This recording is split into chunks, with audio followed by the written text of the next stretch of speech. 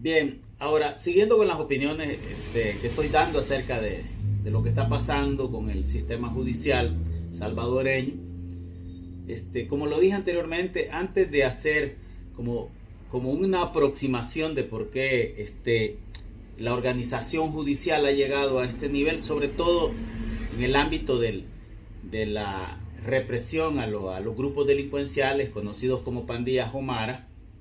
El antecedente pues es bien marcado. Todo el siglo pasado, como lo dije, habíamos pasado en El Salvador pues en un conflicto. Todo el siglo pasado fue así, una dictadura de 60 años, una simbiosis entre la oligarquía, bueno, los poderosos, los oligarcas, con el militarismo, y una pues naciente izquierda pues que se fortalece en los 70 y que al final consolidan la guerra, o sea, todo el conflicto que vino de 1932 hasta el 1980, después del asesinato de Monseñor Romero, los escuadrones de la muerte, aparecen dos partidos, uno el FMLN y Arena. Casi son gemelos porque nacieron en el mismo año y en condiciones lógicamente distintas, porque uno representa a la izquierda radical y el otro a la derecha recalcitrante de la oligarquía.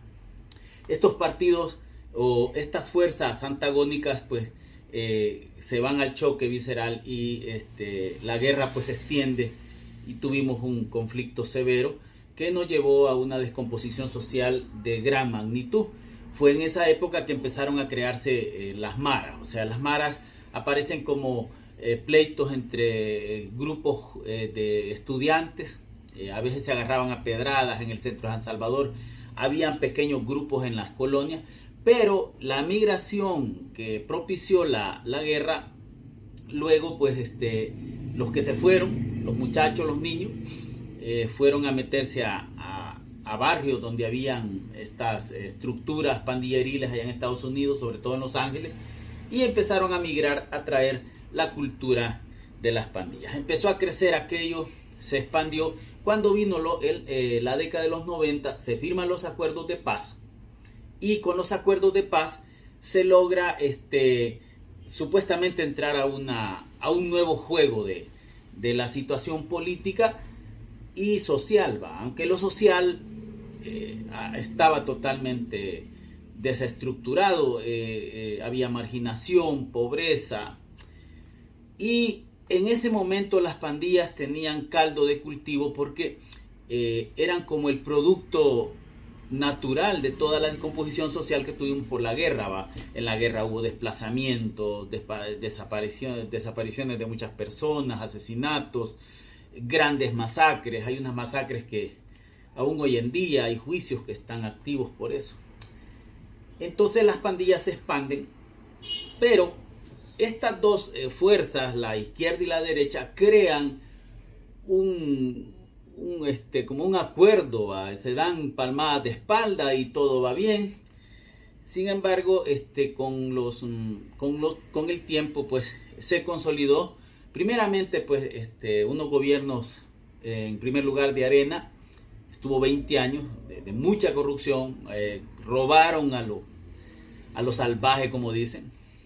Hubieron unos ejemplos, hay ejemplos ahí bien marcados. Y después llega la izquierda con dos gobiernos que hicieron exquisitamente lo mismo. Pusieron a sus familiares y todo. O sea, era un gobierno para una élite selecta que había salido del vientre de la guerra. O sea que los acuerdos ayudaron a mejorar la vida pues de los políticos. Los políticos por eso dicen que son como pañales, que hay que cambiarlos cada cierto tiempo, porque ensucian. Entonces, en medio de esa situación de la corrupción, las pandillas crean núcleos de poder a través de los núcleos poblacionales, enquistan estructuras que se llaman clicas o canchas, dependiendo de la pandilla que sea, para dominar sectores. Miren que las ciudades estaban totalmente copadas por las pandillas, al grado que ellos decidían quién vivía, quién moría. cobraban un impuesto, una cuestión terrible. Los que vivimos esa época fue horrible, horrible, horrible, porque veíamos asesinatos y todo de personas que verdaderamente pues no tenían nada que ver en su locura delincuencial. Sin embargo, pues ellos hacían su ley. Las cárceles se convirtieron en búnkeres de decisiones, mandaban a asesinar a quien sea, si no pagaba la renta, le llamaban a ellos a la extorsión, y ponían cuotas. De eso se hicieron pero unas inmensas cantidades de dinero que no quiero meterme a ese detalle. Pero todo esto los políticos habían hecho un clientelismo con las pandillas. Entonces, que crearon clientelismo y empezaron a darles oportunidades.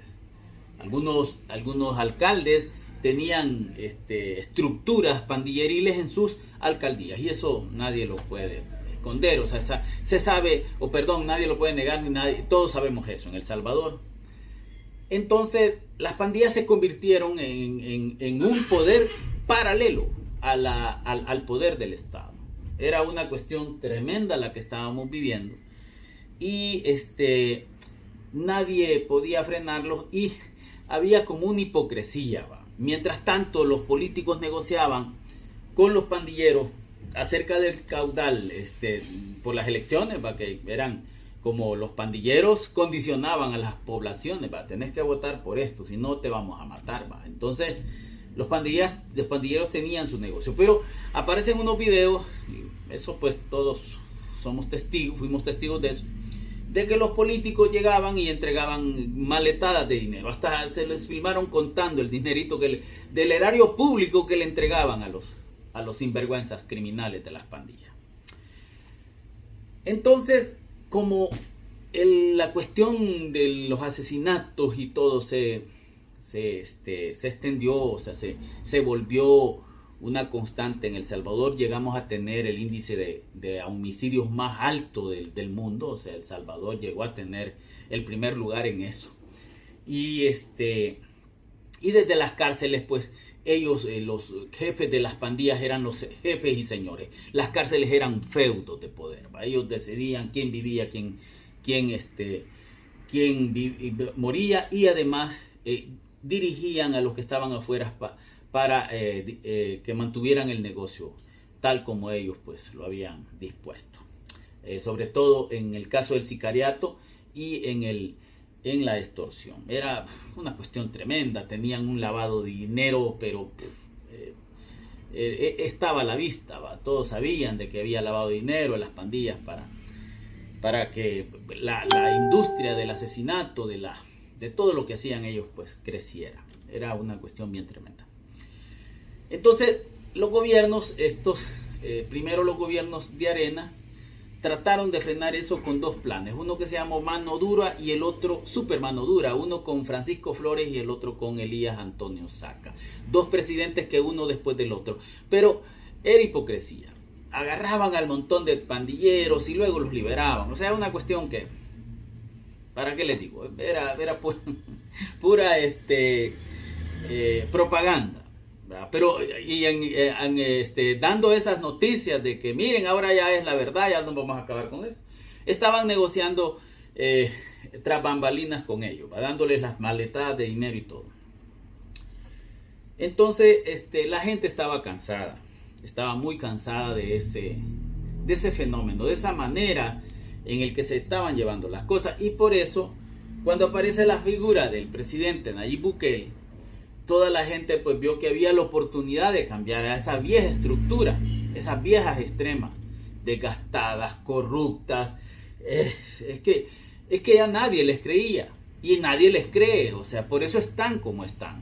Por eso han llegado a un punto de miseria electoral que uno dice, bueno, cualquiera diría, pobrecito, ¿por qué no votan por ellos? Es que la gente les dio la espalda, porque ellos le dieron la espalda a la gente.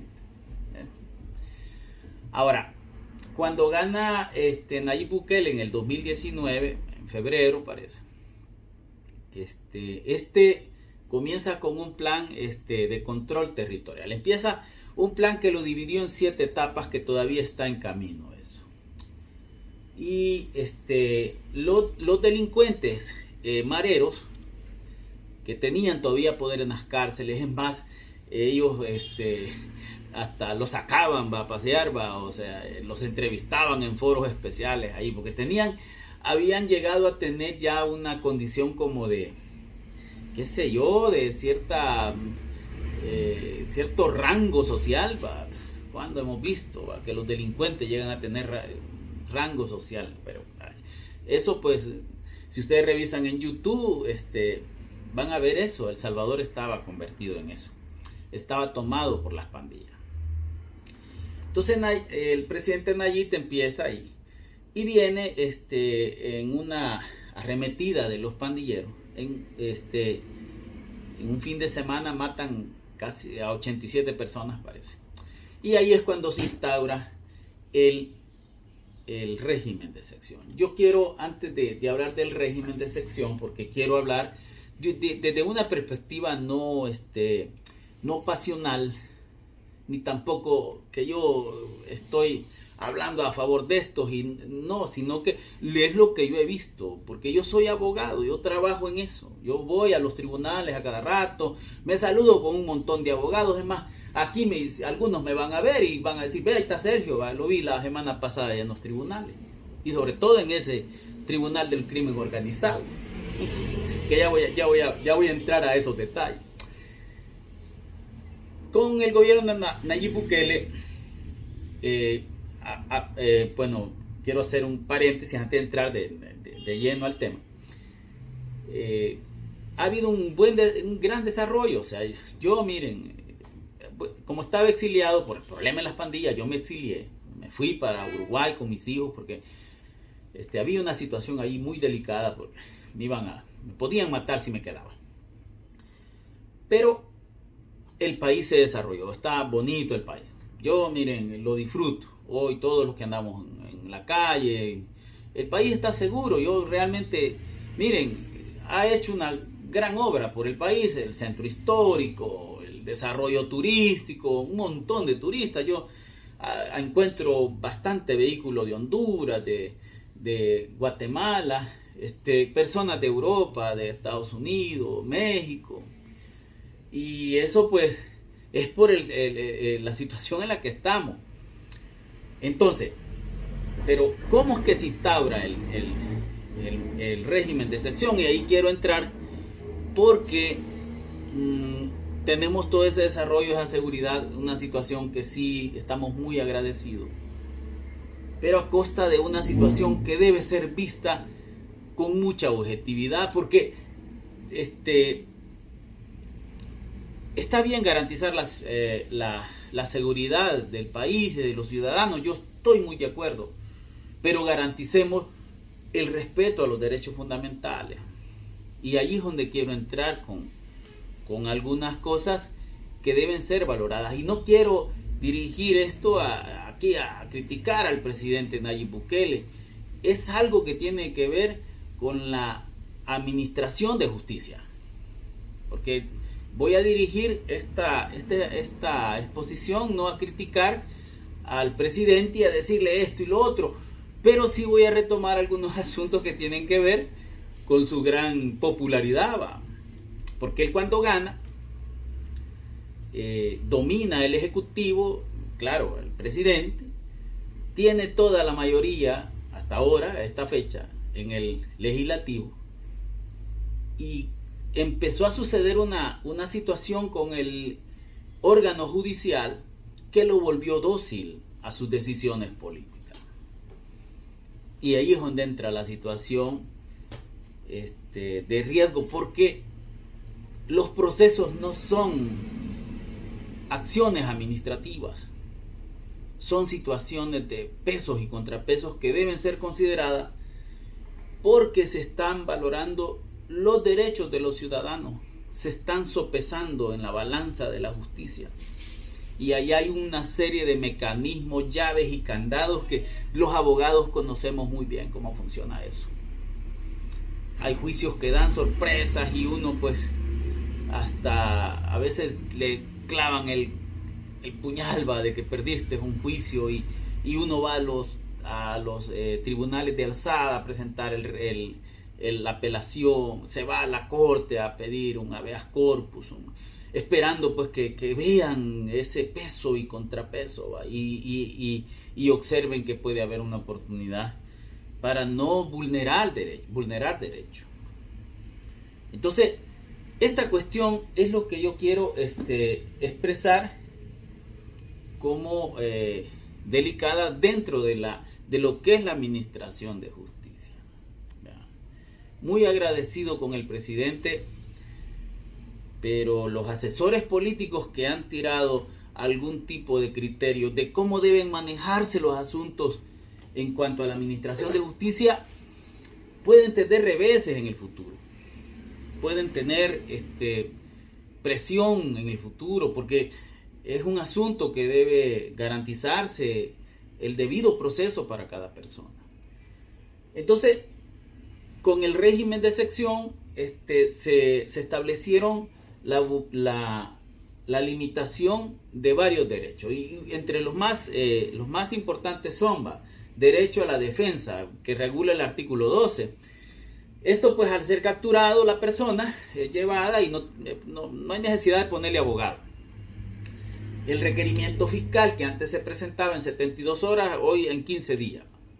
Y algunos casos, fíjense, eso los abogados lo sabemos, una violación también, que a futuro, si esas personas que fueron capturadas y sometidas a esa situación pueden reclamar a la justicia ese abuso. Porque hay personas, por ejemplo, alguien que compró un televisor y que era ese televisor el producto de un robo y lo acusan de receptación y le aplicaron el término del régimen, que son 15 días. Lo mantuvieron detenido 15 días porque, no hombre, apliquémosle el término del régimen, como ver a la persona como, pues sí, hay que dejarlo preso. Y no, todos tenemos derecho. La libertad es una cuestión pero tan preciada por la Constitución, que la defiende en muchos preceptos. La libertad de hablar, la libertad de caminar, la libertad de hacer lo que yo quiera, la libertad de poner un negocio, la libertad de salir y entrar del país, y la libertad de que se me respete ese movimiento, ese libre movimiento. Sin embargo, y la otra cosa, que la policía en los partes que detienen a las personas estas que son metidas en el régimen, le ponen allí que fue detenido porque lo vimos sospechoso. En una esquina lo vimos sospechoso. Cuando en verdad los van a sacar de la casa. Los van a sacar del trabajo. Es tremendo, pero está pasando. Bueno, ya se disminuyó un poco, pero cuando estuvo lo más fuerte, lo siguen haciendo, pero cuando estuvo lo más fuerte. Y yo no estoy defendiendo a los criminales esos que hicieron todo lo que hicieron en el país, porque sí, realmente hay algunos que uno dice, no, ese merece estar ahí.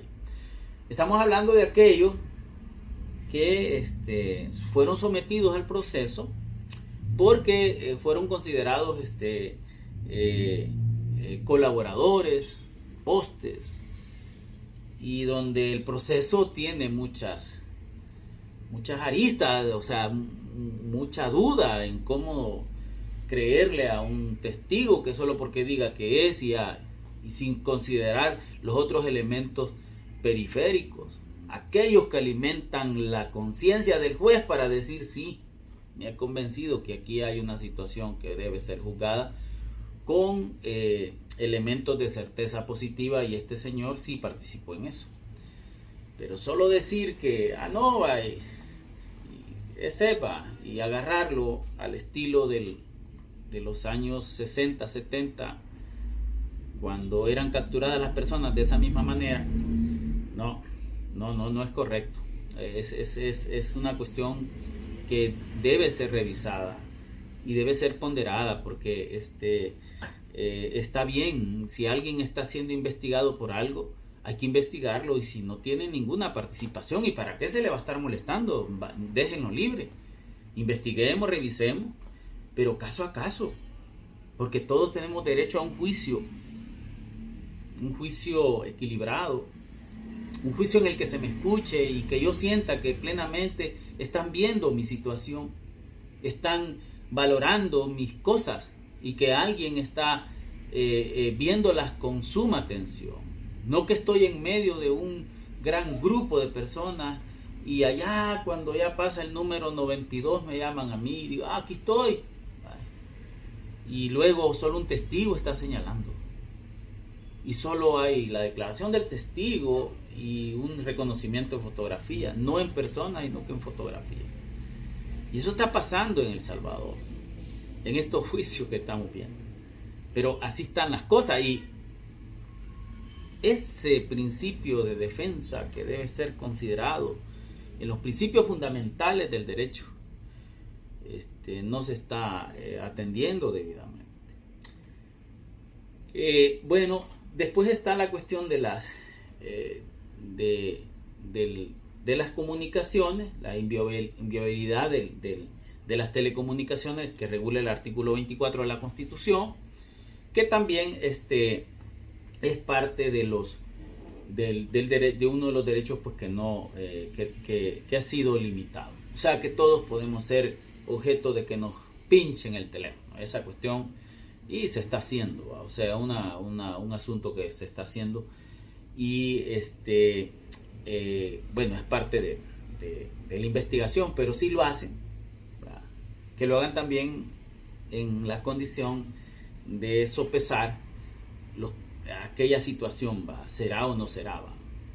Y hay un principio fundamental en derecho, el indubio pro reo, ¿va? En caso de duda, lo más favorable al reo. Pero aquí no hay presunción de inocencia. El proceso lo han construido para presumir culpabilidad, por cómo se está viendo la cuestión. Y esto no es que yo me esté quejando de la cuestión y que diga, miren que estos jueces, que estos fiscales, no. Esto va a traer consecuencias. Los colegas con los que nos vemos a veces en los tribunales, decimos, esto va a traer cola. Esto no va a quedar así. Porque está violentando derechos de personas que medianamente se les señala, y puede ser por venganza o por odio, ¿verdad? Pero así están las cosas, y por eso es que pedimos que, o no es que pedimos, porque no es así la cuestión, sino que la justicia debe ser igual para todos, debe llevarnos a un punto de un cumplimiento fiel a los preceptos, al equilibrio, a la atención total a cada caso, individual, presencial, donde puedan verme, donde puedan ver al sujeto, a la persona.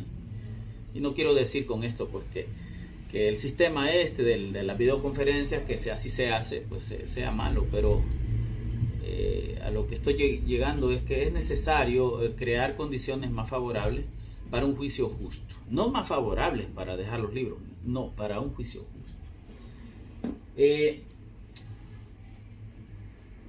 En cuanto a las cárceles en El Salvador,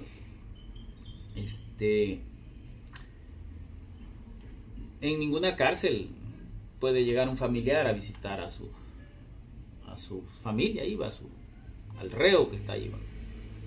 Todo se hace mediante el juez, y no existe la posibilidad de saber cómo están. La familia a veces se entera de que están afuera porque están haciendo una escuela. Hay gente que llega allí de lejitos, están saludándolo. Bien parece un campo de concentración el asunto, o sea, tremendo, pero eso está pasando, y eso es violatorio a los derechos fundamentales. Eso es violatorio al derecho penitenciario, a la readaptación. Hay personas que creen de que haciendo lo que están haciendo, no quise decir así. Hay familias que creen que porque los han visto haciendo la escuela, limpiando las playas, puede haber alguna oportunidad de fase de confianza, una fase de que se le da como ciertas oportunidades al reo para que pueda salir adelante. Sin embargo, yo personalmente, con una un señor que vino aquí a mi oficina y que me dijo que fuera a ver lo de su hija. Fuimos al juzgado, a un juzgado de lo penitenciario, y el secretario nos dijo que porque él iba por la cuestión esa de la fase de confianza, que vio a su hija haciendo trabajos allí, trabajos así va del plan cero ocio, haciendo cosas de carácter público, o sea, creo que estaba construyendo una escuela, algo así, estaba en la construcción de una escuela. Y el secretario nos dijo claramente, no, me dice, eso no tiene nada que ver con algún recomendable del Consejo Criminológico de El Salvador, que es el que lleva la parte esta administrativa de cómo van el proceso de mejoramiento, de la visión de la vida, del reo, ¿va? Porque esa es la visión que se tiene del derecho penitenciario. Y prácticamente, y eso no lo digo yo, me lo dijo el secretario allá en un juzgado del interior del país, esa es mano esclava, mano de obra esclava. Entonces uno se queda así, el señor pues a la par mía sentado, ¿va? Así están las cosas, ¿va? Las condiciones de las cárceles deben ser revisadas, porque eso también va a traer consecuencias. Y yo no estoy diciendo, no, tampoco estoy como armando algo, vamos a ver que no, sino que hay situaciones que hay que verlas con la atención que se debe, porque no se puede partir del asunto de que esto va a quedar así, o sea, no, hay gente que está ahí presionando para que estas cosas pues se aclaren más adelante, y hay impulsos ahí a nivel internacional y todos sabemos eso. Bueno, hay unos prisioneros ahí en el SECOT, hay unos reos que sí hicieron mucho daño. A esos hay que juzgarlos, y también la ley exige que se demuestre adecuadamente la culpabilidad. Yo realmente no conozco esos juicios, realmente los clientes que llevo no son del SECOT, son personas que están en Izalco, en otras penitenciarías, pero no están, no. Lo que sí es que las poblaciones estas que se llevan a las audiencias, digo poblaciones porque son grandes grupos, o sea, ellos guardan la esperanza de que se les haga un juicio de valor, ¿va? Es más, yo he estado en audiencias donde los reos mencionan de que quieren que lleguen tal o cual testigo a declarar, ¿va? Y les digo, han llegado personas a declarar, pero muchos llegan con miedo, y uno pues cuando o el abogado cuando escucha que quiero que venga fulano de tal a declarar a favor mío, y se le va a preguntar a las personas, y ellas dicen no, yo no voy a declarar por miedo. Tienen miedo, a pesar de que realmente no hay una situación, a mí no me ha pasado, de que qué sé yo, metan en problemas a la persona. He escuchado algunos comentarios que en algunos casos, no sé si será cierto, han habido hasta señalamientos de falso testimonio y la fiscalía ha presionado, pero no he visto yo seriamente alguna situación así. Pero a lo que voy es que es como, no sé, es una especie o me dijo alguien allí, va, en un pasillo de los juzgados, va, quémenlos a todos, va, o sea, y la ley dice que no hay que hacer eso, o sea, no entra en la categorización de valoración de la prueba, no se puede. En la valoración de los derechos fundamentales, en la valoración de los derechos que la Constitución ha dicho que deben protegerse. Por eso es que, no sé, pero quizás esté haciendo estas argumentaciones como que si me estoy quejando, es lo que estamos viendo, y está muy tremendo. Este, como lo dije, el plan cero ocio se parece allá como a inicios del siglo pasado, que los reos no tenían ninguna oportunidad más de crecer en algo, sino que simplemente estaban presos. Además dicen que hubo un presidente allá por 1932 que sacó a los presos para hacer las calles. Algunas calles, carreteras que tenemos, pues las hicieron los presos de aquellos días.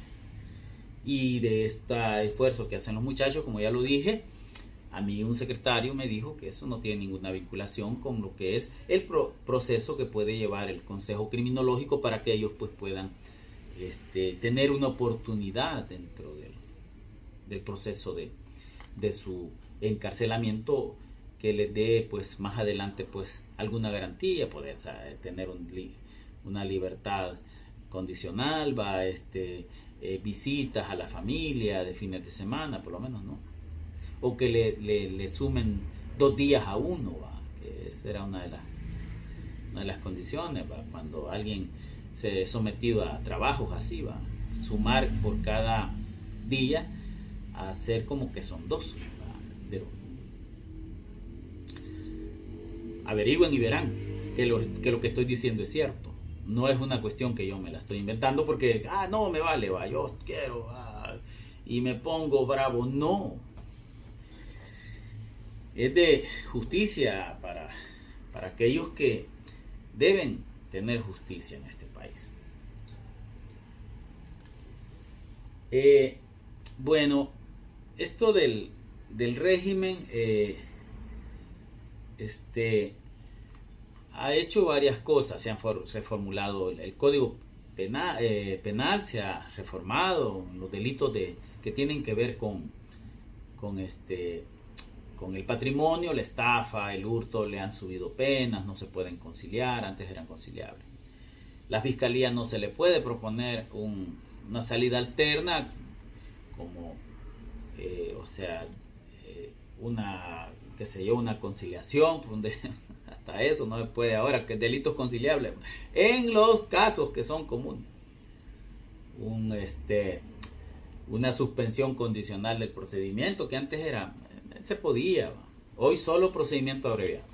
Todo suena a condena, todo, porque el sistema se ha establecido como una presunción de culpabilidad, y eso es sostener una cuestión a la fuerza, así fuerte, y va a llegar el momento en que esa cosa que tengo sostenida ahí pues me va a hacer ceder, porque bueno, hay una noticia ahí que los que la vimos nos sorprendimos, de 2 niñas que capturaron porque se pelearon ahí en la escuela, se agarraron del pelo las 2 hipotas y aparecieron esposadas las niñas, y todos jajaja en las redes sociales, mira las bichas, las tiene. Momento, eso es delicado lo que está pasando, ¿me entiendes? Entonces, esta cuestión hay que verla con mucho cuidado, con objetividad, sin pasiones, pero sobre la base de lo que está sucediendo. Se autorizaron ya hasta que iba el decreto de que hay cadena perpetua para los que anden en pandillas, el homicidio y los delitos sexuales, la violación, y hasta en menores de edad. O sea, han apretado la tuerca. Yo creo que para darle 2 vueltas más, pues hay que. Y un estado así va a llegar un momento en que esas leyes van a permitir, en un momento determinado, crear condiciones para que el abuso suba de tono. Eso históricamente así es, así ha funcionado. Y el camino que lleva a una sociedad hacia el infierno está llena de buenas intenciones, pero así se está dibujando una situación, y lo estoy viendo desde el punto de vista jurídico. Estamos en una condición bien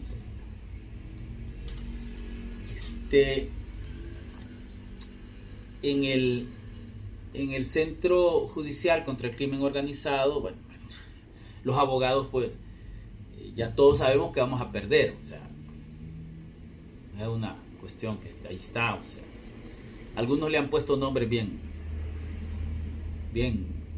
puestos, ¿no? Algunos le dicen el Coliseo, otros le dicen el Despeñadero y otros la Plaza de la Concordia, allá la que se instauró en 1793. La Plaza de la Concordia todavía existe, allá en París, donde había una enorme guillotina y había un descabezadero de gente.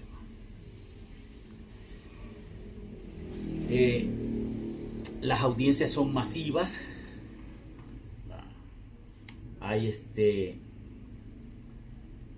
concentración de un montón de personas acusadas a veces por uno, dos o tres testigos, que lo único que dice pues el testigo, él participó de esto y lo otro y aquello, y las condenas andan de 30 para arriba. O sea,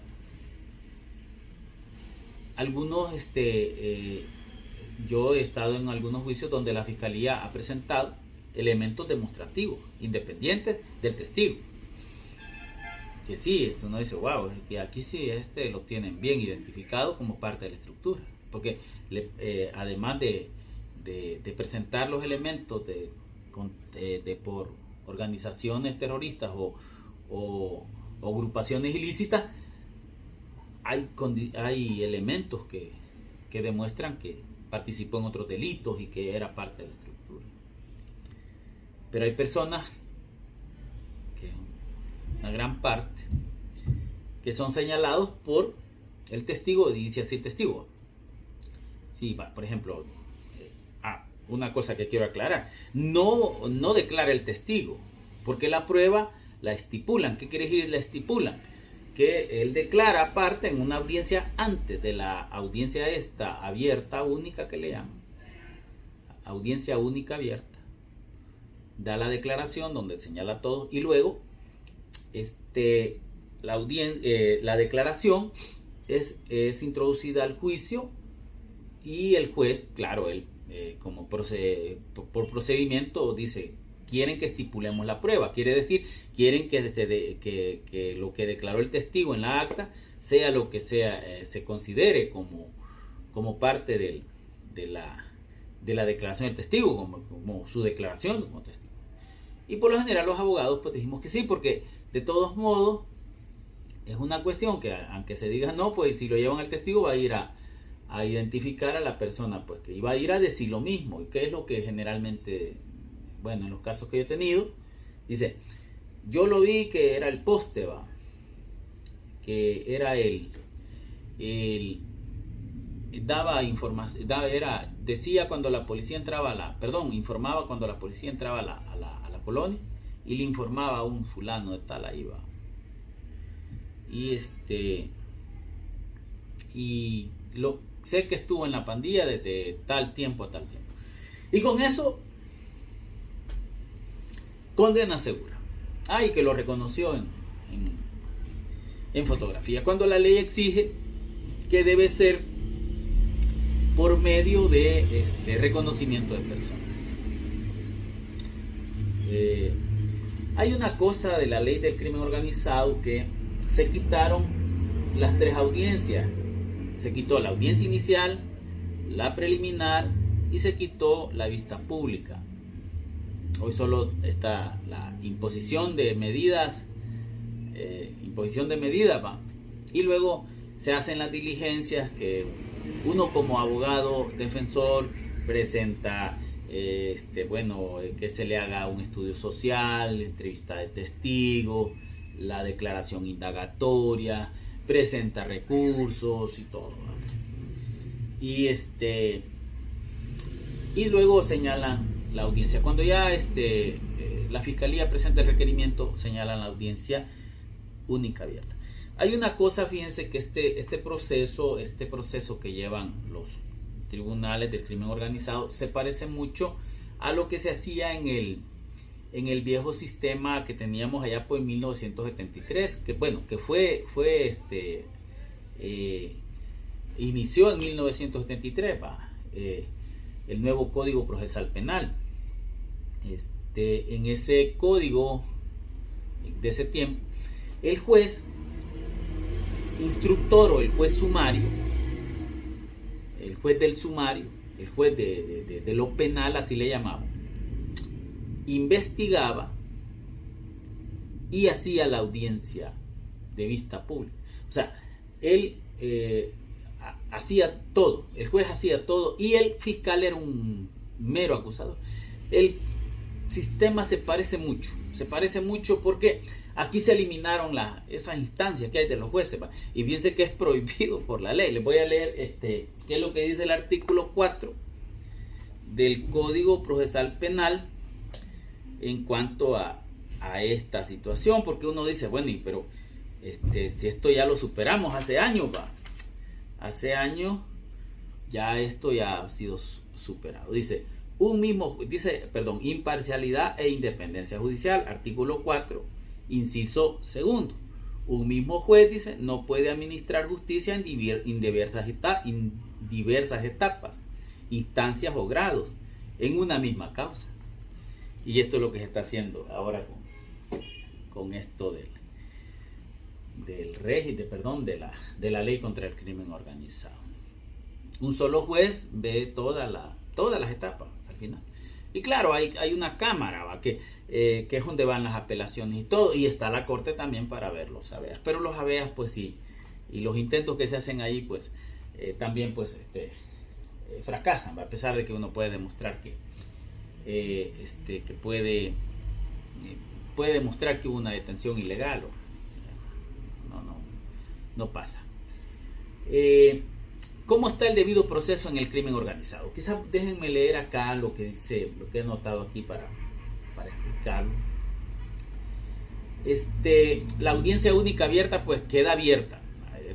Si digamos que 50 o 120 o 200 son procesados en esta semana, queda abierta por si la fiscalía presenta requerimiento contra otros miembros de esa misma estructura que se juzgó con el mismo testigo en esa audiencia, y ya lo pasan a la misma cuestión y queda abierta. Es una cuestión que queda abierta y así es la cuestión. O sea, que hay una continuidad, nadie se va a liberar del proceso. Basta la declaración de un solo testigo para condenar a 200 personas. Y basta que le diga que lo vio, que lo conoce. Y eso sin considerar los elementos que están radiando alrededor, o sea, que son pero importantísimos para determinar si una persona cometió un hecho delictivo. Porque en eso está cimentado el debido proceso, que en la valoración de la prueba el juez debe valorar los elementos que concurren y que pueden sacar a alguien de una escena o meterlo hasta el fondo, ¿me entiendes? Pero aquí no hay posibilidad de que se pueda contravertir la declaración del testigo o justificar lo que está diciendo con otro elemento. Por ejemplo, si el testigo dice, yo lo vi que hacía poste en tal esquina, y digamos que ahí había una cámara y alguien, si ahí estaba, ahí llegaba, ahí se sentaba y hablaba por teléfono, ahí aparece en la cámara. O algún testigo, qué sé yo, llevado por la fiscalía, sí, yo lo vi, ahí estaba, él se ponía, llegaba a hacer poste. Y otro testigo, sí, él lo vi reunido con el grupo de estas personas, y también presentar el teléfono donde tenía las comunicaciones. O sea, son elementos y cosas. Pero en este caso solo basta lo que diga el testigo para 30 años. Uso desmedido de esas audiencias abiertas y que rompe con los plazos procesales. Va a estar abierta. ¿Cuánto tiempo? Pues, o sea, es una cuestión bien absolutista, es una cuestión, no sé, es algo inventado en El Salvador, que va en contra de los debidos procesos aún. Miren, en Estados Unidos son tan celosos esos tipos en México, a pesar de todo lo que está sufriendo la sociedad allí, aquí aquí cerca.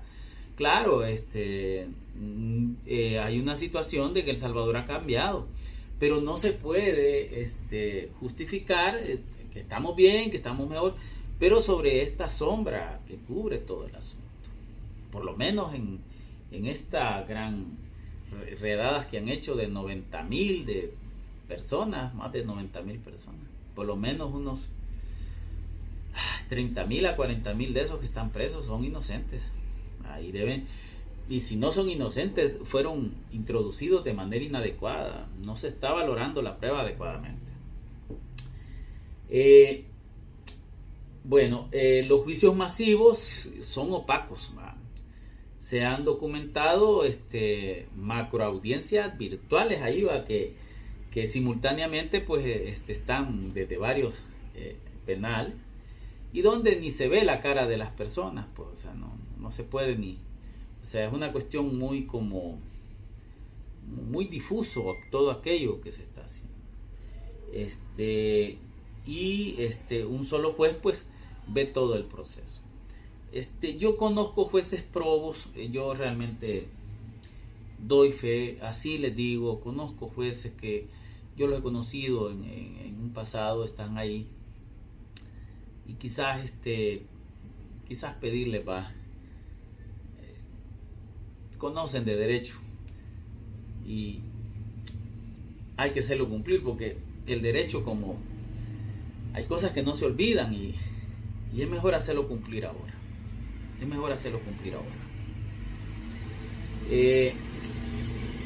Hay una saturación de los defensores públicos, pero increíblemente gigante. Los defensores públicos, yo hablé con una defensora pública y ella está en el equipo de los que están viendo estos casos, ¿no? Y me dijo que habían llegado a defender, tenía conocimiento de ella con su equipo, 2,000, imagínense, y en cada audiencia a cada defensor público le tocan hasta 190, 200 y así. Entonces le hice la pregunta mágica: ¿y a cuántos han logrado absolver ustedes? De esos 2,000 me dijo uno. Y uno me dijo porque se demostró que todo el tiempo había pasado en Estados Unidos. Que como lo deportaron, cuando vieron las fechas no coincidió. Uno me dijo nada más. Y así están las cosas, o sea, uno dice, Dios mío, ¿y qué pasó con el equilibrio de las leyes y todo lo que enseñan en la universidad y todo? Bueno, no solo en la universidad, en las instituciones. Yo estuve en la Fiscalía General y miren que estuve con gente trabajando y que nos apretaban con respecto a demostrar cosas, no solo acusar por acusar, porque también uno debe tener moralidad en hacer una acusación adecuada. Sí. Yo estoy llevando procesos ahorita como querellante, y de los 2 procesos uno ya terminó, y el que estoy llevando, y les digo, los fiscales han trabajado excelentemente el caso. Sí, han mejorado la investigación, la cadena de custodia, el uso de las herramientas tecnológicas, pero ¿por qué no las ocupan en estos procesos?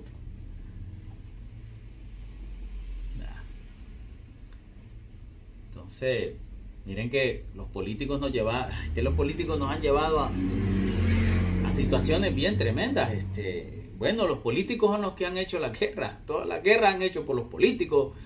Las situaciones que vivimos en el país, los políticos. Esa cuestión de la corrupción fueron los políticos. Yo realmente no quiero decir o estar argumentando sobre corrupciones y todo eso de este momento, porque no me consta, pero lo que ya se procesó, se demostró de que había manipulaciones, corrupción, ¿no? Los políticos. Y los políticos, cuando a la hora de que están ajustándose las cuentas de, bueno, ¿y aquí qué es lo que hicieron? Pues, ¿y esto por qué lo hicieron así?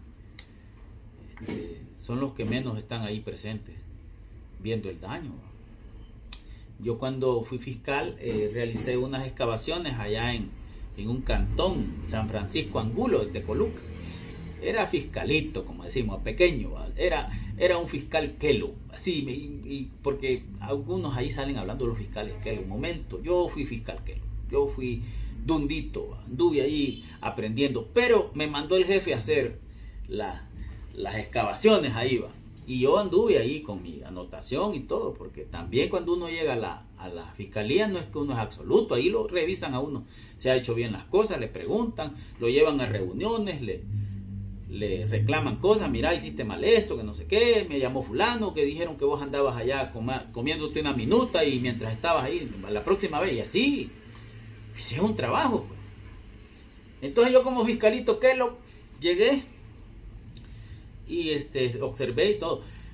Salí de la fiscalía, me puse en mi oficina, me dediqué a mi trabajo y años después me llaman de eso, una institución internacional, de organismo de derechos humanos. Imagínense que ya me había olvidado, ya la fiscalía era un cuento de camino, que yo cuando me encuentro con los viejos amigos de la fiscalía, nos divertimos contando cosas, todo lo que nos pasó, y agradezco a la institución porque me preparó. Es una gran escuela. Yo ya no soy Kelo. Yo ya me preparé y la fiscalía fue una excelente aula de entendimiento. Es más, la personalidad de abogado que logré obtener fue por la institución a la que yo pues le agradezco mucho. Pero no quiere decir que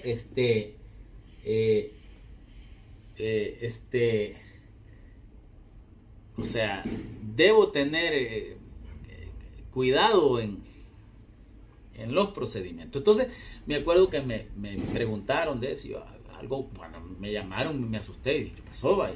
Después me dijeron que era para consultarme de cómo había sido el procedimiento, de las exhumaciones.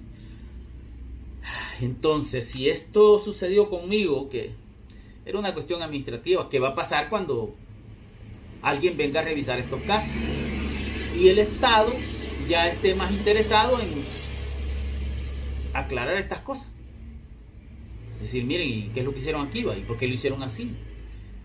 Porque yo, miren, muy ignorante del derecho puedo ser, pero hay unas cosas que son evidentes, ¿me entiendes? Que a uno le pegan la bofetada en la cara cuando dice, Dios mío, pero ahí se están cometiendo cosas que no deben hacerse.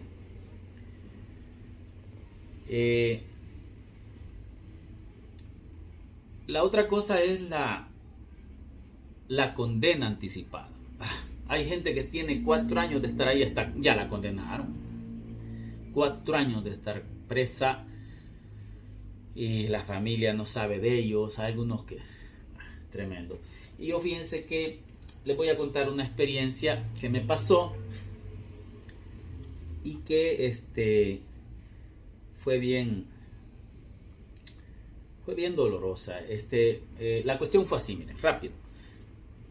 La madre tiene a sus 2 hijos presos y alguien le llamó de que en las redes sociales su hijo estaba en el hospital. No voy a decir quién es, pero...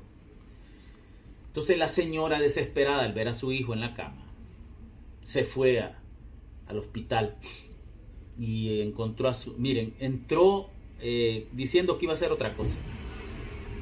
Entra y allá pues se hizo como que se iba para otra cama, y cuando ya vio que el que cuidaba al hijo de ella se descuidó, lo fue a ver y ya no la pudieron detener. Ella pues se impuso ahí y dijo, no, es mi hijo. Yo tengo fotos de ese momento cuando llegó la señora, porque yo fui el abogado que llevó el caso.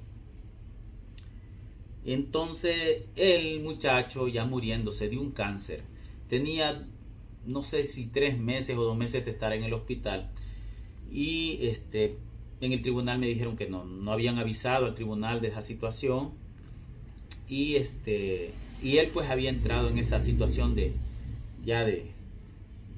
que ya era mortal el asunto, ya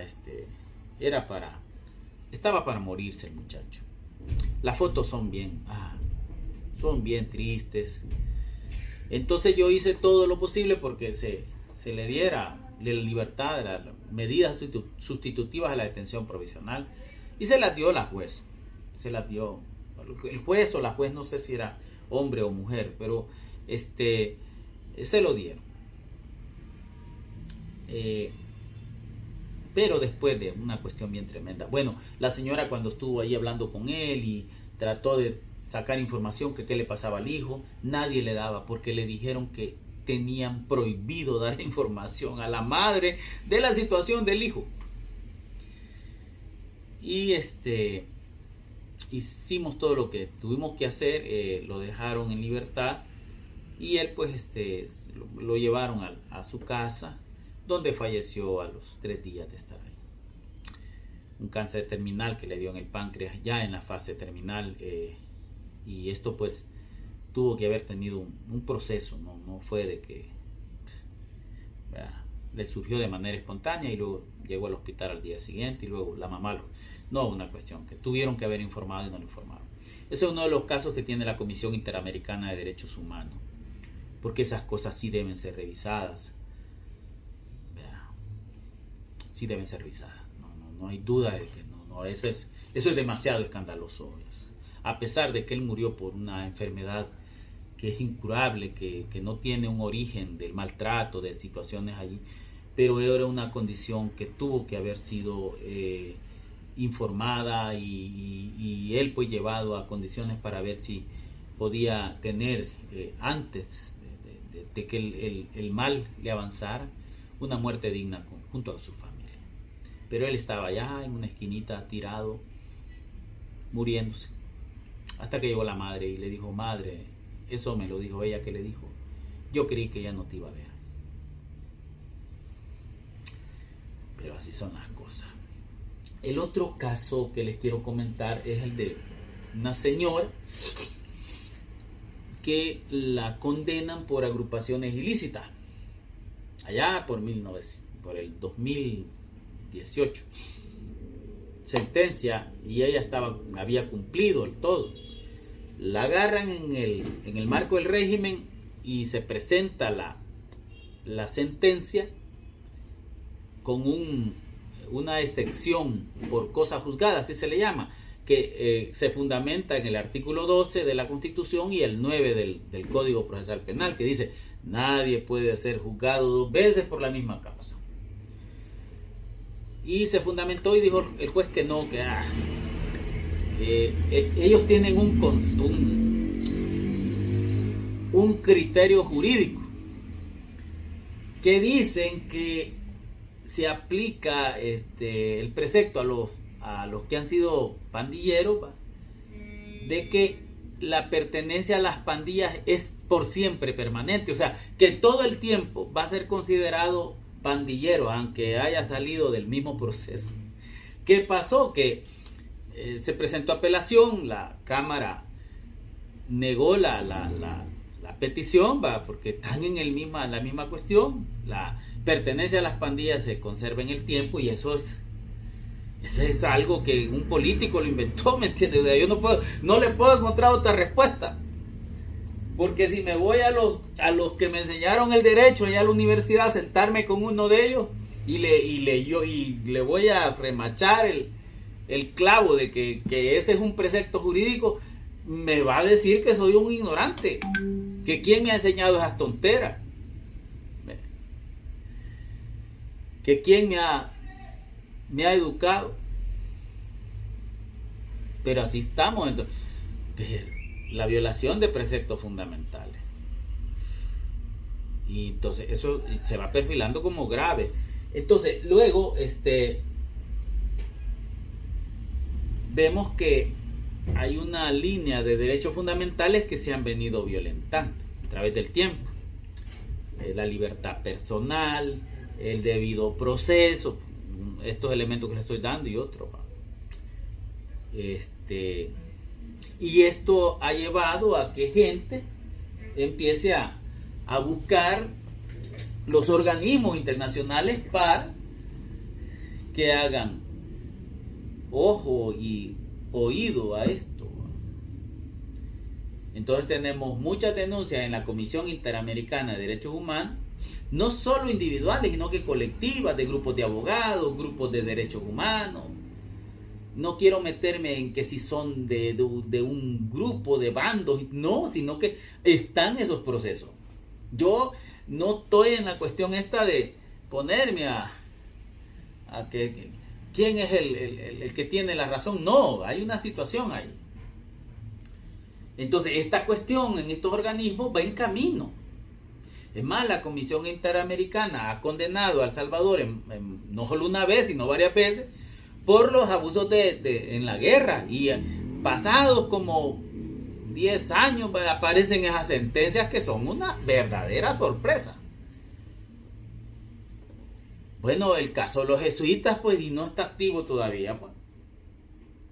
Y no, en España condenaron a uno de los señores que participaron en eso. ¿Por qué? Porque esos derechos no prescriben. Están vivos siempre. Entonces hay organismos de las Naciones Unidas que están metidos en esto. Y hace poco, en las noticias, bueno, todos nos enteramos que hay una denuncia en la Corte Penal Internacional, allá en La Haya, parece que está eso, de crímenes, de una denuncia por crímenes de lesa humanidad, por los muertos que han habido ahí en el sistema carcelario que tenemos ahora, que no, totalmente, ¿verdad? Entonces, esto va a traer cola. Pero hay tiempo se puede voltear el asunto, es fácil. Revisen, además de hacer, no sé, una estructura, que ya estoy hablando de que me va a hacer caso a mí, porque a mí nadie me va a hacer caso. Pero revisen, hombre. Ay, Honorable Corte Suprema de Justicia, revisen, no sé, sometan a revisión esto. Honorables magistrados, con todo el respeto que ustedes se merecen, yo no me voy a poner a gritarles cosas, no. Simplemente a pedirles que revisen esto a los jueces de justicia. Yo no tengo interés en maltratarlos, ni que miren que son, no, con todo el respeto que ustedes se merecen, sus señorías. Yo, como abogado me enseñaron a respetar la autoridad, y los jueces son la autoridad.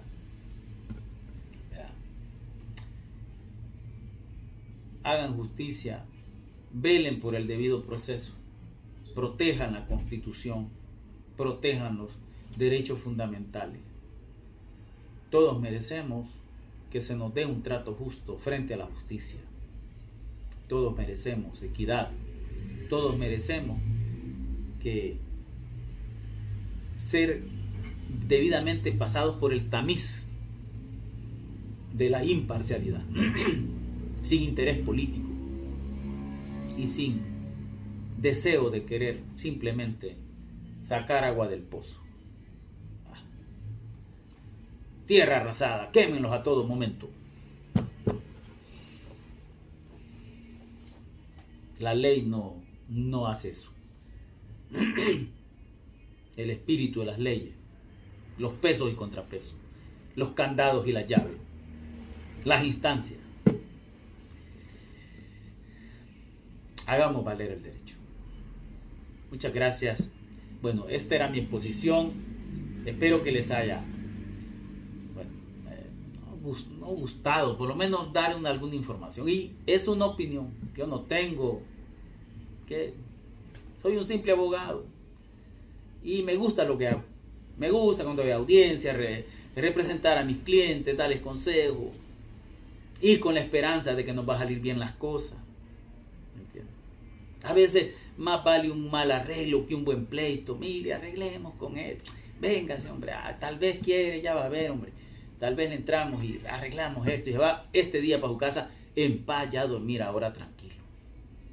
Porque para eso somos los abogados. Gracias y un saludo a mis colegas. Colegas, nos vamos a ver un día de estos en un tribunal. Y nos vamos a saludar y nos tomamos un café. Bendiciones a todos. Gracias.